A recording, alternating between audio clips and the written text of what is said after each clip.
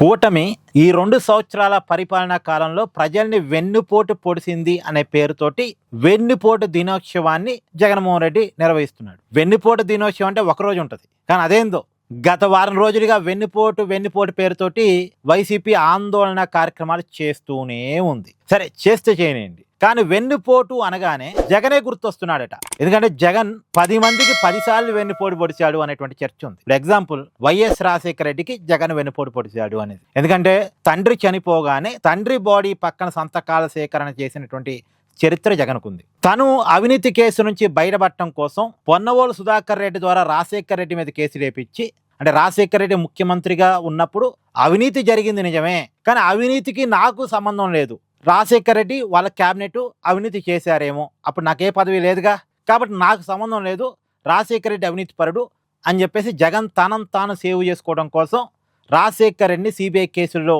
చేర్పించాడు. పొన్నవోలు సుధాకర్ రెడ్డి ద్వారా పిటిషన్ లేపించి కోర్టులో అనేది. చివరికి ఆ పొన్నవోలు సుధాకర్ రెడ్డికి కూడా 2019 అధికారంలోకి వచ్చిన తర్వాత అడిషనల్ అడ్వకేట్ జనరల్ పోస్టింగ్ ఇచ్చాడు. ఇప్పుడు వైసీపీ ముఖ్య అధికార ప్రతినిధిగా కూడా పొన్నవోలు సుధాకర్ రెడ్డి ఉన్నాడు. ఇది షర్మిలా గారు బయటపెట్టిన విషయం, నా సొంత ఒపీనియన్ కూడా కాదు. అది ఇది అంటే తండ్రి మీద కేసు వేయించాడు, తండ్రిని సిబిఐ ఛార్జ్షీట్లో జగన్ జాయిన్ చేయించాడు అనేటువంటిది. చివరికి తన తండ్రిని రిలయన్స్ వాళ్ళే ఏదో చేశారు అనేటువంటి ఒక అనుమానాన్ని లేవనెత్తి అప్పుడేమో సింపతి పొంది, తర్వాత అదే రిలయన్స్ కుటుంబానికి సంబంధించిన పరిణత్వానికి అధికారంలోకి వచ్చాక రాజ్యసభ సీట్ ఇచ్చాడు జగన్. అంటే వైఎస్ రాజశేఖర రెడ్డిని పదే జగన్ వెన్నుపోటు పొడిచాడు. ఇది ఒక పాయింట్.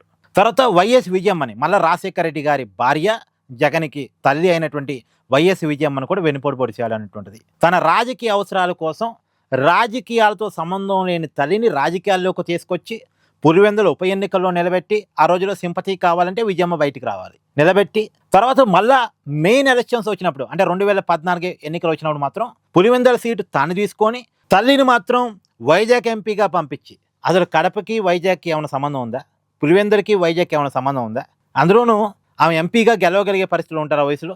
జగన్ కావాలంటే ఎంపీగా నిలబడచ్చు, లేదు ముఖ్యమంత్రి కావాలనుకుంటున్నాడు కాబట్టి ఎమ్మెల్యేగానే నిలబడాలి, కాబట్టి పులివెందులు కాకుండా వేరే చోట నుంచి ఎమ్మెల్యేగా పోటీ చేయొచ్చు. కానీ సేఫ్ జోన్ పులివెందులను తాను తీసుకొని తల్లిని మాత్రం వైజాగ్ ఎంపీగా పంపించి ఆ ఎన్నికల్లో తల్లి ఓడిపోవటానికి కారణమై, అసలు 2019లో అయితే ఏ సీటు ఇవ్వకుండా అధికారంలోకి వచ్చిన తర్వాత పార్టీ గౌరవ అధ్యక్షురాలు పోస్టు కూడా పార్టీ పెట్టేటప్పుడు ఇచ్చినటువంటి పోస్ట్ అది. ఆ రోజు సింపతి కావాలి కాబట్టి ఆ పోస్ట్ ఇచ్చాడు. తర్వాత అధికారంలోకి వచ్చిన తర్వాత ఆ పోస్ట్ కూడా పీకి పడేసి 2019 ఎన్నికల్లో ఏ టికెట్ ఇవ్వలేదు, అధికారంలోకి వచ్చిన తర్వాత పార్టీలో పదవి పీకేసాడు, తర్వాత ఇంట్లో కూడా స్థానం లేదని బయటికి నెట్టేశాడు. చివరికి ఇలా కోర్టు కేసులు వేసి తల్లిని కోర్టుకు లాగాడు. అంటే తల్లిని కూడా పదే వెన్నుపోటు పొడిచిన చరిత్ర జగన్ది అనేది. తర్వాత వైఎస్ షర్మిలకు జగన్ పొడిచిన వెన్నుపోటు. ఇప్పుడు షర్మిల రాజకీయాల్లోకి వచ్చిందే జగన్ కోసం, జగన్ అన్న వదిలిన బాణమని వచ్చింది. జగన్ జైల్లో ఉన్నప్పుడు పార్టీ మొత్తాన్ని హ్యాండిల్ చేసింది షర్మిలానే. ఆ రోజుల్లో ఆమె పాదయాత్ర చేయకపోతే ఆ సింపతి వర్కౌట్ అయ్యేదే కాదు. సో ఎప్పుడు రాజశేఖర రెడ్డి గారి సింపతిని లైవ్లో ఉంచింది షర్మిలానే, జగన్ కోసం. అది కూడా సరే, ఆమె ఏం కోరుకుంది, నాకు ఎంపీ సీట్ కావాలని కోరుకుంది. ముందుగా కడప ఎంపీ కోరుకుంది, ఇవ్వలేదు 2014 ఎన్నికల్లో. సరే, అదే మొదటి పార్టీ పెట్టడం, మొదటి ఎన్నికలు ఇవ్వలేదు పోనీ అనుకుంది, కానీ అధికారంలో రాలేదు. సరే, అధికారంలో రాలేదు కదా అని ఓపిక పట్టింది.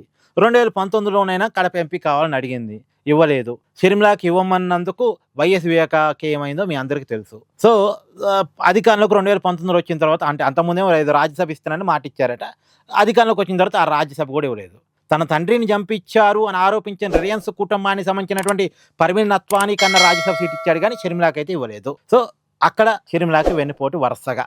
ఇప్పుడు ఆస్తిలో కూడా వాటా లేదు అనేటువంటిది. అంటే చూడండి, రాజశేఖర రెడ్డికి వెన్నుపోటు, విజయమ్మకి వెన్నుపోటు, షర్మిలాకి వెన్నుపోటు, అది కూడా పదే వెన్నుపోటు. ఇప్పుడు కూడా షర్మిల రాజ్యసభ సీట్ని జగనే అడ్డుకున్నాడు అనేటువంటి చర్చ నడుస్తుంది కదా. ఇలా పదే వెన్నుపోటు సొంత కుటుంబానికే. ఇక ప్రజలకు వెన్నుపోటు, యువతకు వెన్నుపోటు, మహిళలకు వెన్నుపోటు, తర్వాత తన జైలు మెట్టి విజయసాయిరెడ్డికి వెన్నుపోటు, ఇలా చాలా ఉన్నాయి వెన్నుపోట్లు. సో ఈ వెన్నుపోట్లన్నీ కూడా చర్చకు వస్తూ ఉన్నాయి. సో వెన్నుపోటు అనగానే జగనే గుర్తొస్తున్నాడు అనేది రాష్ట్ర ప్రజల టాకు, సోషల్ మీడియాలో నడుస్తున్న ప్రచారం ఇది. మీ అభిప్రాయం కూడా కామెంట్ చేయండి. Please do like, share and subscribe this channel.